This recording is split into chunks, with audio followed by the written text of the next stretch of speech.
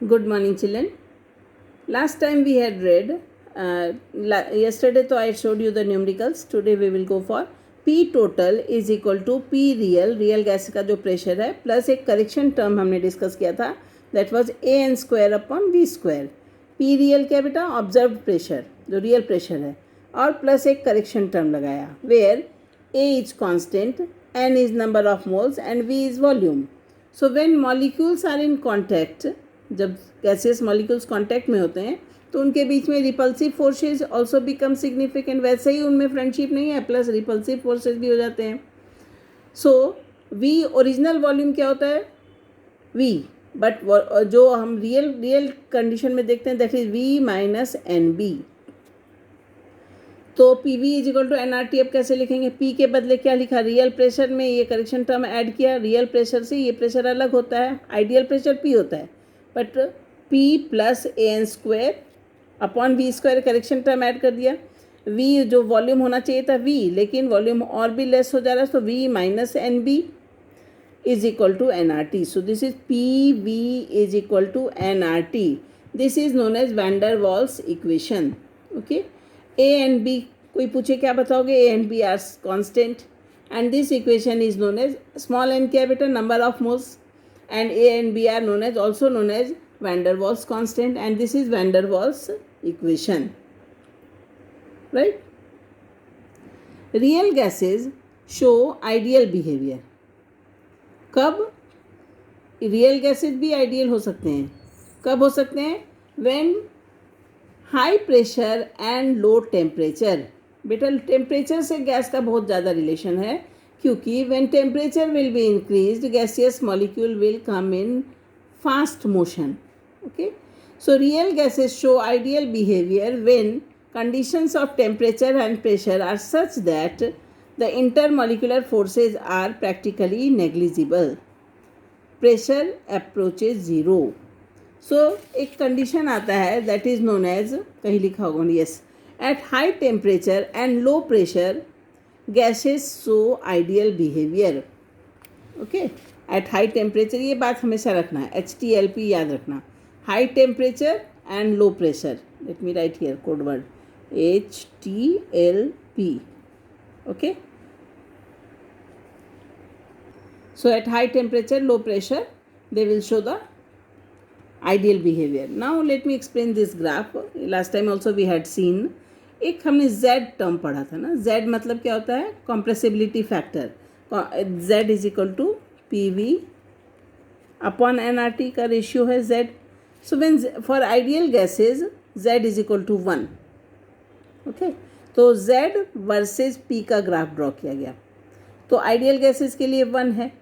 So what we see, the gases deviate from the ideal behaviour. या तो 1 के ऊपर जाते हैं या 1, लेकिन एक पर्टिकुलर प्रेशर है बेटा, that is zero pressure. Do you see? All gases are having the value of Z1.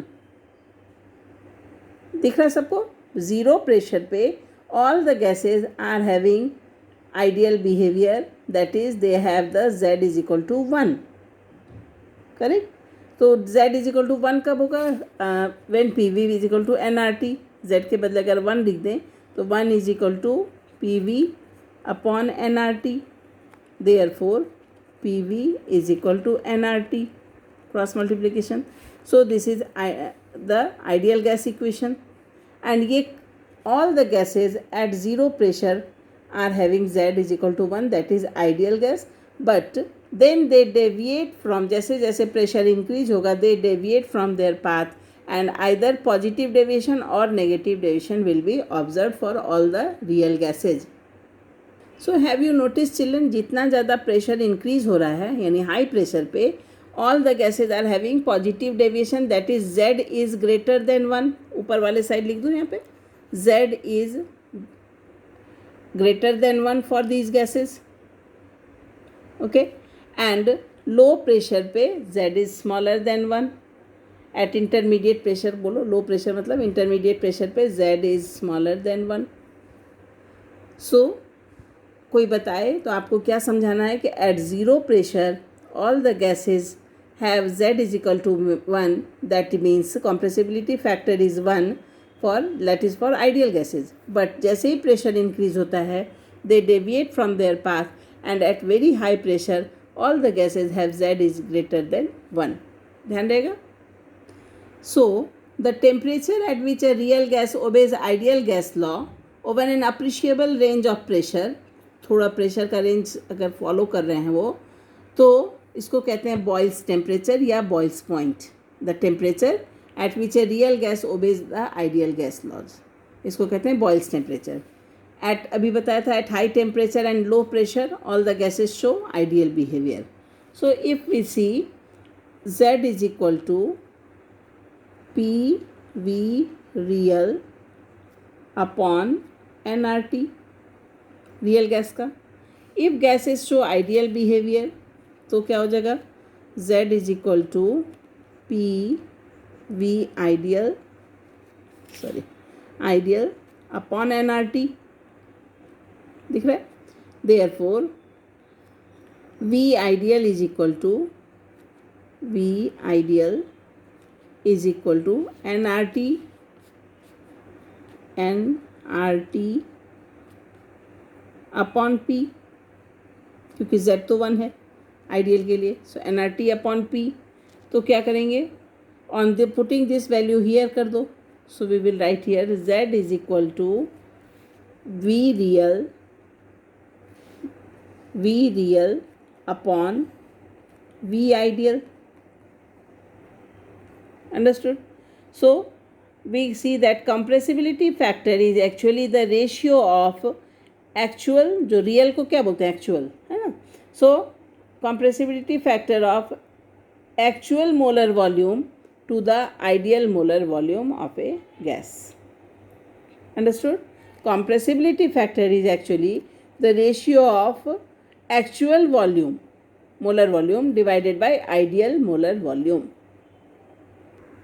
Now we will understand a very important topic, that is liquefaction of gases. Gases liquefy कब होते हैं बेटा, gases के molecule जो होते हैं बहुत दूर दूर होते हैं, तो उनको लिक्विफाई करने के लिए, उनका स्टेट चेंज करने के लिए उन पर बहुत ज़्यादा प्रेशर लगाते हैं.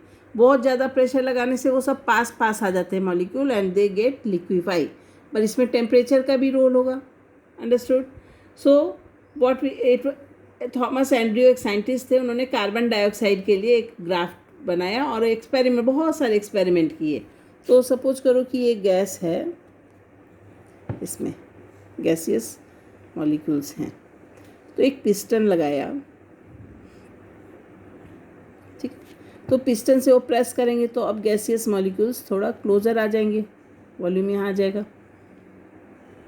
ठीक है. तो यानी by applying pressure the molecules will become nearer. Okay, so what is this here? And you notice that at high temperature isotherms, isotherm क्या होता है, टेम्परेचर सेम रखना.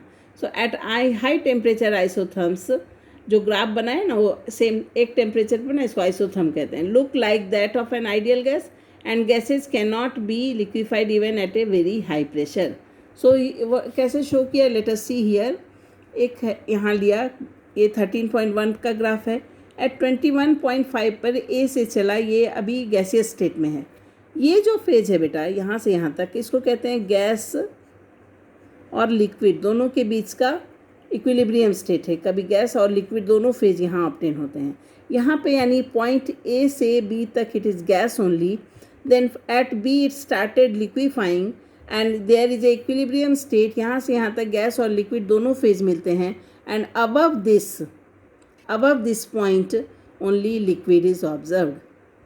यानी at temperature 21.5 degree C carbon dioxide के लिए, तो it started liquefying here and if you see a straight line, यानी इतना बड़ा जो एरिया था, रेंज था एक्चुअली, वहाँ पे क्या हुआ, इस साइड जब जा रहे हैं तो वॉल्यूम डिक्रीज हो रहा है. ध्यान रखना, इधर से जब volume is getting decreased and pressure is getting increased.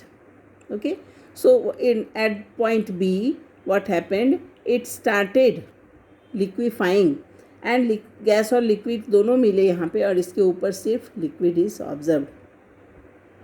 Okay, then comes एक और टेम्परेचर लिया उन्होंने, दैट इज़ 30.98। यहाँ पे एक तुम शार्प पॉइंट देख रहे हो, यहाँ कोई ऐसा रेंज नहीं है, यहाँ पे भी एक बहुत छोटे टाइम स्पैन के लिए गैस लिक्विड दोनों ऑब्जर्व किया गया, but mostly it is liquid only. So 30.98 temperature पे ये लिक्विफाई हो गया और अगेन वो लिक्विड ही रहा। Are you getting my point? Gas started क्या 30.98 पे डायरेक्ट वो लिक्विफाई हो गया and now it is liquid only. But उसके बाद क्या हुआ, एक दूसरा टेम्परेचर लेके चेक किया 31.1 degree C. At this stage यानी above 30.98 gas did not liquefy. Which gas? Carbon dioxide gas. He did the experiment with carbon dioxide gas. So क्या हो गया, इस टेम्परेचर को कहते हैं क्रिटिकल टेम्परेचर, है ना, above which the gas will not liquefy. इसके बाद टेम्परेचर इंक्रीज भी किया तो गैस विल नॉट लिक्विफाई। और इस प्रेशर को ऑब्जर्व किया गया है। Which pressure is this? This is 73 atmospheric pressure. So 73 atmospheric pressure will known as critical pressure. इसके बाद कितना भी प्रेशर आगे इंक्रीज किया the gas will not liquefy. And इस वॉल्यूम को, इस गैस का जो वॉल्यूम इस पॉइंट पे है, that is known as critical volume. So critical temperature, critical volume and critical pressure. ये are you getting my point? हर टेम्परेचर पे उन्होंने ग्राफ प्लॉट किया, CO2 कैसे प्रेशराइज हो रहा है, उन्होंने बहुत सारे एक्सपेरिमेंट किए। तो अभी मैंने तुमको समझाया, अगर एक छोटे से डायग्राम से समझो तो when it will be compressed with the piston तो वॉल्यूम डिक्रीज होगा और ये पास पास आ जाएंगे मॉलिक्यूल, तो pressure is increased and volume is decreased. इस साइड जा रहे हैं तो volume is decreased. So at a temperature 21.5 degree C it started liquefying and एक पूरा रेंज में वो लिक्विफाइड रहे, गैस भी था लिक्विड भी था, इक्विलिब्रियम था। Then again it got liquid only, but when temperature was increased at 30.98 degree C, तो you can see the graph 30.9 degree C, एक ही पॉइंट ऐसा आया वहाँ पे वो लिक्विफाई हो गया और उसके बाद वो लिक्विड ही रहा, यानी 30.98 पे वो लिक्विफाई हो गया। बट जैसे ही थोड़ा और उन्होंने टेम्परेचर इंक्रीज करके एक्सपेरिमेंट किया तो गैस ने कोई रिस्पॉन्स ही नहीं किया, gas did not liquefy. Okay, so this minimum temperature, this is the maximum temperature at which the gas liquefied is known as critical temperature। इस पे जो उस गैस की वॉल्यूम आई that is known as critical volume, और इस पे जो प्रेशर था that is 73 atmospheric pressure, it was the critical pressure. समझ में आया? Now you read the textbook, you will understand everything.